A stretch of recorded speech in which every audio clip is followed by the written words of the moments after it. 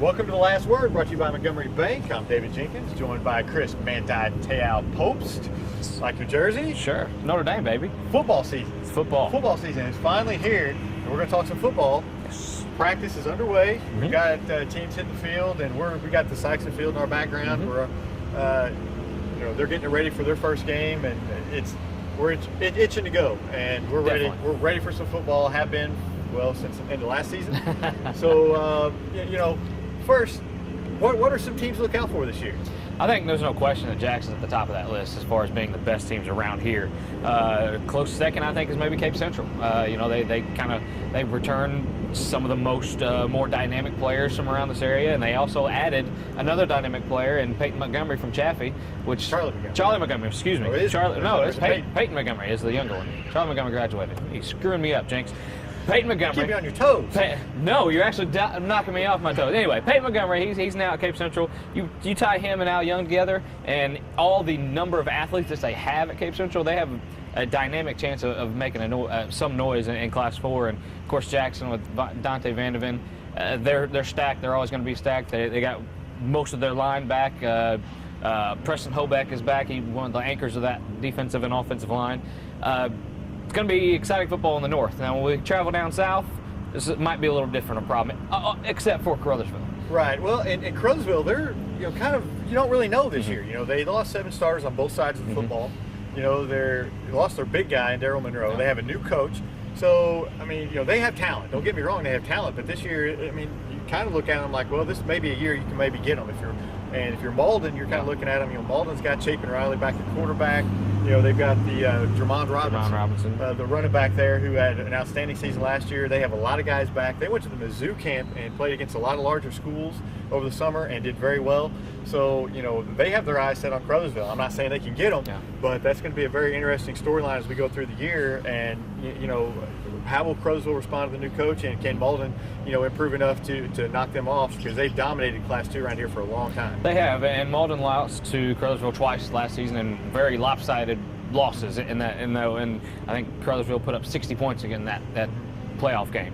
But Malden, I hear, they have a decent line, and like you said, with Mr. Riley at the quarterback position, he's been there. He's been there since he was a freshman. Maybe with him and Draymond being a senior, maybe they have what it takes to kind of topple that hurdle. But Caruthersville is always the team unless somebody knocks them off. They're going to be the team.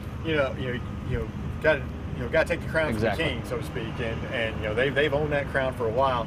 But this is to me, this is the best chance that another team has. I'm not saying they're going to do it, because there's a large difference last year. So, and Caruthersville returns a lot of talent, but Malden's going to have a good team this year. So we'll see. It'd be a great district championship matchup between those two. And I think they play early in the year, so that may decide to SEMO South real early in the season. Now, switching gears back to Jackson, they're, like I said, they were going to be one of the top teams. The way that they finished last year, they kind of rolled through most everyone around here anyway. Class 5 is going to be tough. It always is. The ceiling for them. What do you kind of look a very early prediction as far as the ceiling for them? Since practice is just starting, it's a tough thing. But I think they need to win their district, and I think they need to make a run in the playoffs and make a deep run. I'm not saying they have to win a state title, but I think I think the expectations are high for them to make a good run, especially with the quarterback with the talent of Vandy. And you kind of go as far as your quarterback does, especially at the high school level. So I think I think they need to make a good playoff run. Maybe you can get the semifinals, and who knows? Maybe they can make it further than that. Class 5 is it's not as stout as Class 6. We've seen that in the past. So Jackson has the ability. They've got a great coach, great quarterback, and that's a good combination to have. Now, Cape Central Saxon's always going to be a headline in Class 4 in this district around here. I would think that Cape Central would be the top team in the district so far. Now, you got North Counties and the Hillsboroughs and all that stuff in the mix there. But as far as Cape Central Saxon and in our area of the woods, Saxon finished 6-4, started the year 5-0. Lost, that went on a pretty bad losing streak there for a while. Injuries hurt them, could not move the ball. For the Saxon Bulldogs, obviously scoring points is going to be a factor, but I think we're probably in for another mediocre 500 season for them as well this year. I think you're right. Quarterback issue is sketchy, and we're kind of kind of looking. I think Hampton will be the starter from everything I've heard. And he's not a bad player. I don't want to knock him at all, but he's not Trey Lewis, he's not Jaquelin Wiggins, and that's kind of when they had those type quarterbacks, that's whenever they've done their best with their offense that they run. Athletically, they just don't have the athletic. They just don't have the athletes that Cape Central has. I'm kind of curious to see at Cape Central how Montgomery does at quarterback, if he's even the starter. We don't even know that he's going to be the starter. I mean, you wouldn't imagine he would transfer if he's not. But at the same time, it's they have an outstanding player in Al Young, and I think he may be the best football player in Southeast Missouri. So I think Cape Central is just a lot ahead of Sikeston right now. But you never know. Coach Gibbs is a great coach, and he could change it up and have a great game plan and knock Cape Central off. If you hear the screaming, that is my children back in the background. Live just studio to let you know, it's our only studio audience. Actually, it's not a studio audience. It's, we're not even in the studio. We're on location. So. Anyway, kind of coming back down south a little bit more of our teams. Charleston is definitely, I think, one of a 500 team, I think, this year. They lost a couple seniors, Robert Bogan. They do, however, return Delfinko Bogan, who's Robert's brother and a very athletic guy who can do a lot of things on the opposite sides if he plays football this year. And a lot of questions still in that. With East Prairie, I think they were kind of an interesting storyline last year. They got their first win in a very long time, a very young team. Return nearly everybody except for maybe Damian Tipler and that I can think of. But East Prairie, I mean, we don't really know too much specifics because they, like I said, they got that Deverance Jones, who's kind of a guy, and just a young quarterback. I can't remember his name off the top of my head, but that area of Charleston, East Prairie, and New Madrid, new coach in New Madrid, John Dryden, new coach there, and just a little bit about New Madrid. What is something that they need to do to kind of get back on track with it, even with a new coach? I mean, it's win games. Win games. I mean, with New Madrid, it's line play. They were dominated on the line all year long, and from what I hear, rumors is they've improved in that area. Dexter and New Madrid both had the same problem last year with the line play, and I don't see. I mean, I just don't see New Madrid winning a lot of games this year. I don't know what kind of you can't create a lineman overnight, and you've got to have kids with the body. You got to have kids who have the technique, and I think New Madrid will be better. But as far as I don't think they're going to be a challenger for that district.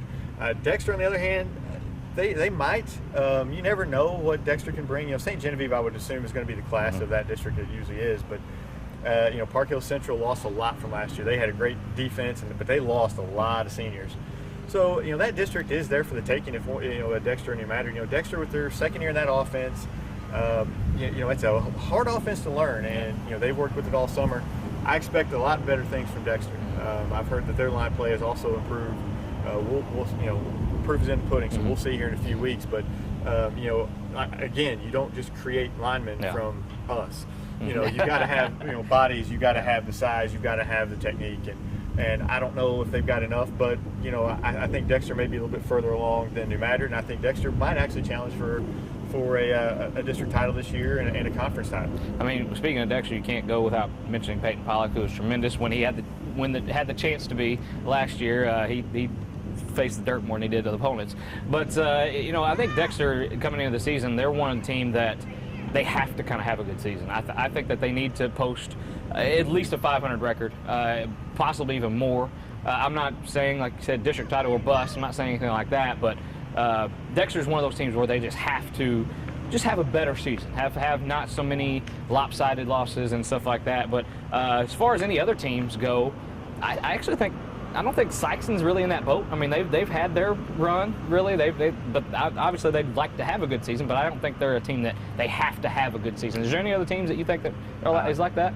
The team I think needs to have a good season is Dexter. Yeah. I agree with that. That's the team that I think really needs to get over that hump because the fans there they're not they're pretty critical of the coaches and stuff, and they want winners, and they're not going to settle for 3-7 and 2-8 and 1-9s, and they're not going to settle for that. I mean, they want wins, and they want a lot of them, and so I think Dexter's one of those teams you definitely have to look at. Sikeston, they want to win, but at the same time, I think the fans here understand that there's a lot of they're going to have some ups and downs, and And honestly, Sykes, I think, should win 6 or 7 games this year. I really do. I think they're going to be that good. Now, I don't think they're going to win a district title or make it to the state semifinals like they have in the past. But I think they're going to have a good year. And 6 or 7 wins, that entertains the fans, keeps them coming out.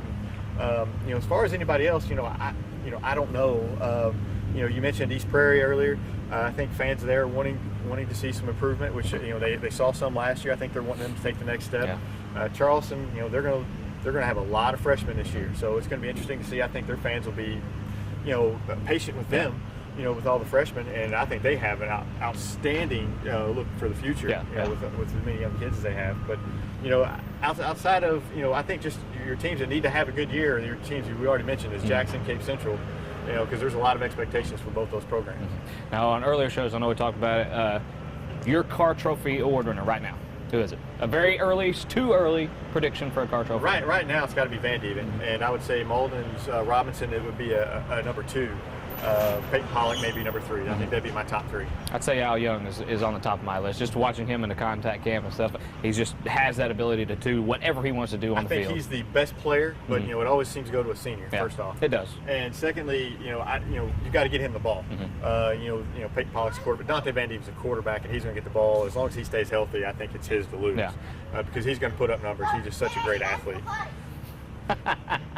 Oh, children! I love children. All kinds of excitement going on behind the camera. We got mowing, we got tennis players, everything. And my ankles are just being eaten up by some sort of bugs right now. It's just driving me nuts. Top-notch, grade A web show. I mean, I don't know. Hey, it's football season though. Did they give an Emmy for web shows, for sports web shows?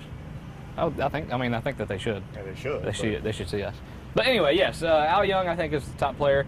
Van Ven is a 1B for me, and Draymond Robinson is as well. But Van Ven, I was looking at his stats. 22 passing touchdowns, 20 rushing touchdowns. That's Tim Tebow-ish. Yeah. I mean, that's just it's crazy. And he was just a junior. Exactly. He's gonna, and they're gonna, probably he's gonna know more of the offense again. He's gonna be, last year was kind of his first year as a starter. So I mean, you look at him, it's like he's only going to get better. Yeah. And so as long as he stays healthy, it's going to be hopefully an outstanding season for him. He's going to be fun to watch. On the next level, does Florida State repeat this year? Just throw that out there. No. They return everybody. Famous Jameis is back. I mean, Famous Jameis. I want some lobster. No, I don't think they're going to. I mean, they got the best chance out of all of them. I think. Well, they do, but I'm not going to. I'm going to say an SEC school gets back in there and wins it. Unless, obviously my hope is for Notre Dame to win it, but that's probably not going to be the case. Although, who knows? You never know. That thing about college football is you never know. And this year we got a playoff. So we do. And I don't think Florida State repeats, though. I don't think it will. That's my preseason prediction. Florida State, they repeat. They return everybody mostly, and it's just. Well, I got an off-the-wall prediction for you. I'm wearing a Rams jersey because I think the Rams make the playoffs this year. I tell you what, it's crazy, I know, but I think the Rams make the playoffs this year. If they were in any other division, they would. They'd be a top contender in that division. But with the Seahawks and the 49ers, it's extremely. It's almost impossible. It really is to be one of the top 2 teams in that division. It's going to happen. If that man right there can stay on his feet and can stay on the field. And finally, this is a year I think Sam Bradford's got to kind of prove something. I mean, I know he doesn't have weapons; he hadn't had them before, but they're trying. They're trying to give him some weapons and give him something to work with. This is speaking of Dexter having a good year. The Rams need to have a great year, I think. Yeah, well, I'm calling for it because if not, there's going to be a lot of changes up in St. Louis. Should be. It might be a big change and no more St. Louis. Yeah, exactly. Anyway, that's our show. Jinx, any final thoughts on the upcoming high school football season? I'm just ready for it to get started. Yeah. Let's have kickoff August 22nd. Can't come quick enough for me.